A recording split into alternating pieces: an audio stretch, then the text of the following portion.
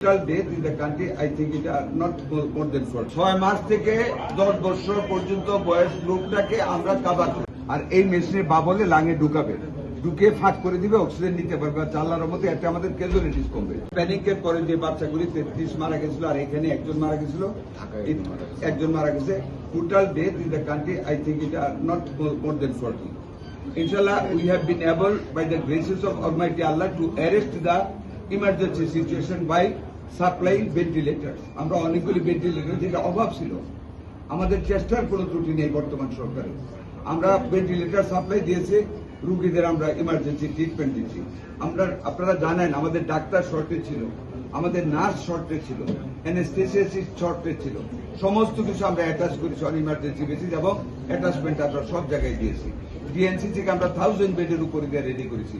মানিকগঞ্জে আমরা আইসিইউ নতুনভাবে 8 বেডের আমরা করেছি, পদ্মার ওপারের রোগীর জন্য আমরা করেছি। প্রত্যেক জায়গায় আমরা we are facing the problem, but we are able to face the problem. Million doses ভ্যাকসিনের আমরা নিচ্ছি ডেবি থেকে। 6 মাস থেকে 10 বছর পর্যন্ত বয়স গ্রুপটাকে আমরা কাভার করি।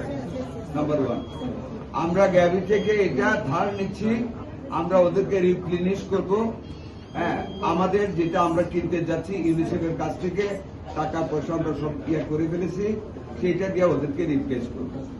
নাম্বার 3, এটার রবিবার থেকে আমরা ফিল্ড লেভেলে ভ্যাকসিন পুশ করা ইনশাল্লাহ শুরু করার জন্য কালকে এবং পরশুদিন 2 দিন আমরা মেটেরিয়াল সাপ্লাই দিব প্রত্যেকটা উপজেলা। আফটার দ্যাট আমাদের সকল ফিল্ড লেভেলে যারা এই কাজটা করে তাদের ছুটি বাতিল করা হয়েছে, যাতে করে নন স্টপ আমরা ভ্যাকসিন চালু করে দিব। এই ভ্যাকসিন কতদিন চলবে? যতদিন চলে ভ্যাকসিনেশনের ততদিন চলবে। এক জায়গায় হতে পারে ওই দিন বেবিরা অ্যাকোমোডেট হবে না, এখানে টাইম একদিন বেশি লাগতে পারে। এইভাবে আমরা টোটাল জেনারেশনটাকে কাভার করার জন্য যেই কয়দিন লাগবে ওই কয়দিন আমরা করব। এইটা is not a campaign, it's a emergency start of the vaccination. এটা কন্টিনিউ করবো আমরা। ইপিআই স্কিম এটা রুটিন যেটা ওইটা কন্টিনিউয়াস থাকবে, চলমান থাকবে। এইটা চলমান আমাদের টোটাল কথাটা হলো, আমরা অতীতের গভর্নমেন্টের মতন এটাকে কোনো গ্যাপ সৃষ্টি করব না।